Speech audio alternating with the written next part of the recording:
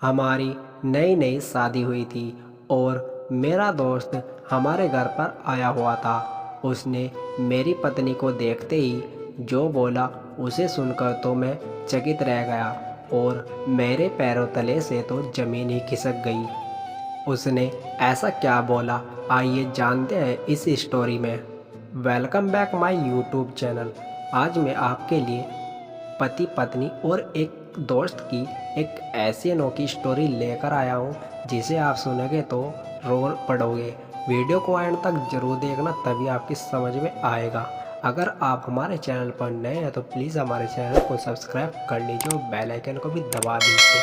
आइए आज की हम स्टोरी शुरू करते हैं। देव नाम के व्यक्ति की शादी अरेंज मैरिज के तौर पर शालिनी से हुई थी। दोनों की शादी अरेंज मैरिज होने के कारण वे दोनों एक दूसरे को पहले से नहीं जानते थे। शादी के बाद दोनों एक दूसरे को जानने पहचानने का काम चालू हुआ। कुछ ही दिनों में दोनों एक दूसरे को अच्छी तरह से जल्दी पहचानने लगे थे। जब दोनों में अच्छी तरह से पहचान हुई, दोनों एक दूसरे को समझने लगे थे, तो देव को लग रहा था कि उसे एक बेहतर ही पत्नी मिली है, क्योंकि उसे पूरी तरह से समझने के बाद उसे समझ में आ गया था कि अब लव मैरिज में करना कोई ज़रूरी नहीं है। अरेंज मैरिज में भी अच्छी पत्नी मिल जाती है। दोनों की नई नई शादी हुई थी, इसी कारण से दोनों एक दूसरे को अच्छी तरह से समय देते थे।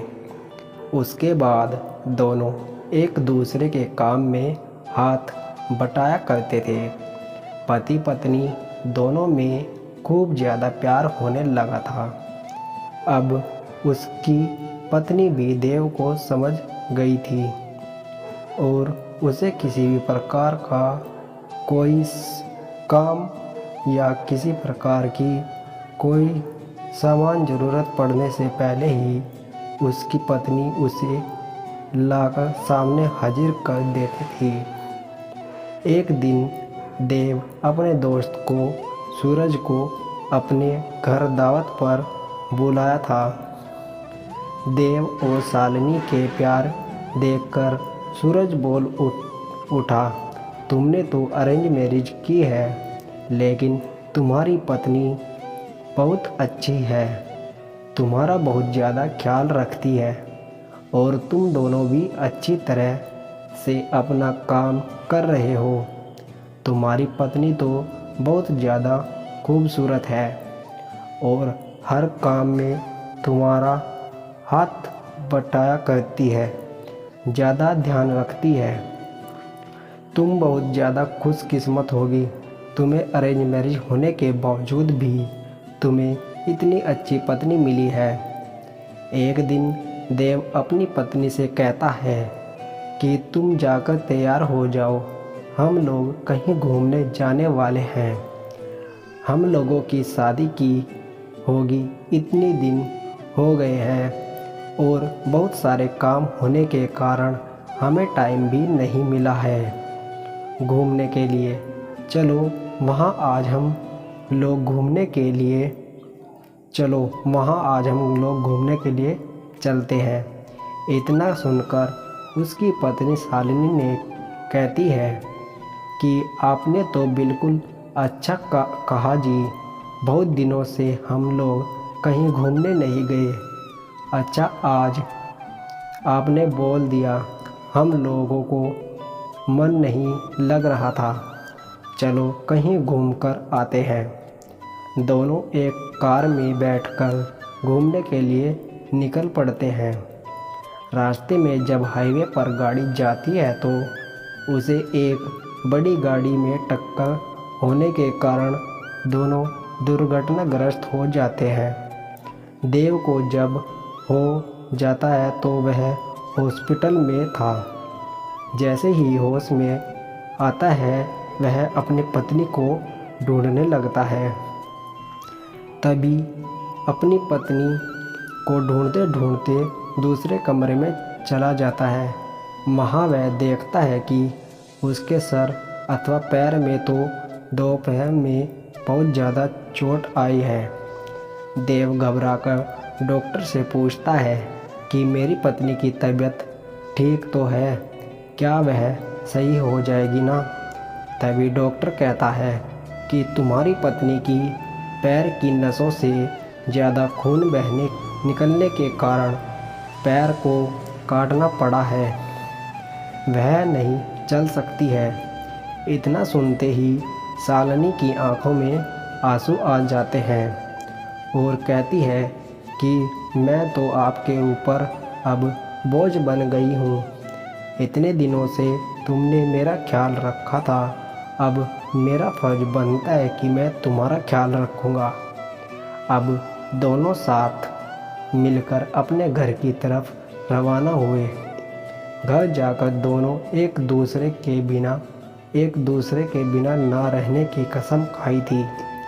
फिर उसके बाद फिर वह अपनी जॉब को छोड़कर घर से ही वर्क टू होम मतलब के वर्क फ्रॉम होम किया करता था।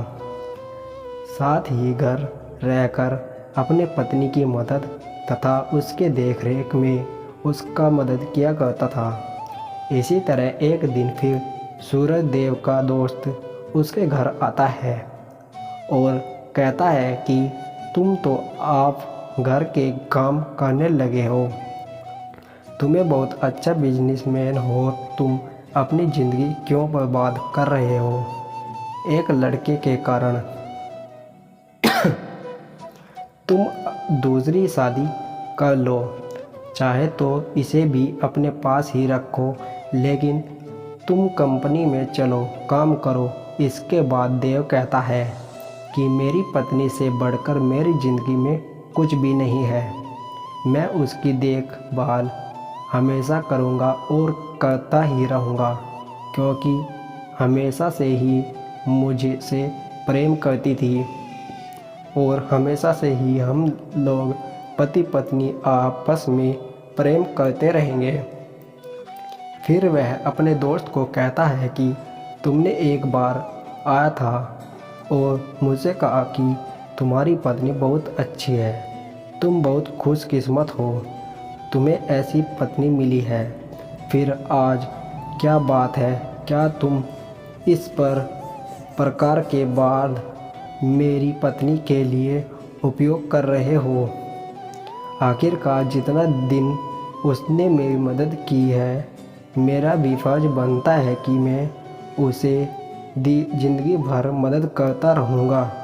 इतना सुनते ही पीछे से उसकी पत्नी भगवान से प्रार्थना करती रहती है कि भगवान, आपने मुझे इतना अच्छा पति दिया है कि मैं इतना शुक्रिया कैसे अदा करूँगी।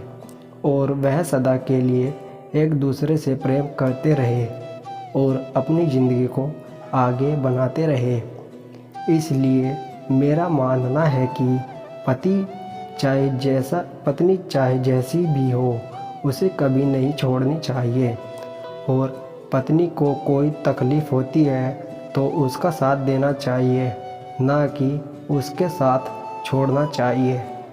तो दोस्तों, आज की यह स्टोरी कैसी लगी हमें कमेंट सेक्शन में ज़रूर बताएं, और प्लीज़ अगर आप हमारे चैनल पर नए हैं तो प्लीज़ हमारे चैनल को सब्सक्राइब कर लीजिए और बेल आइकन को भी दबा दीजिए। मिलते हैं आपको नेक्स्ट वीडियो में, तब तक के लिए धन्यवाद।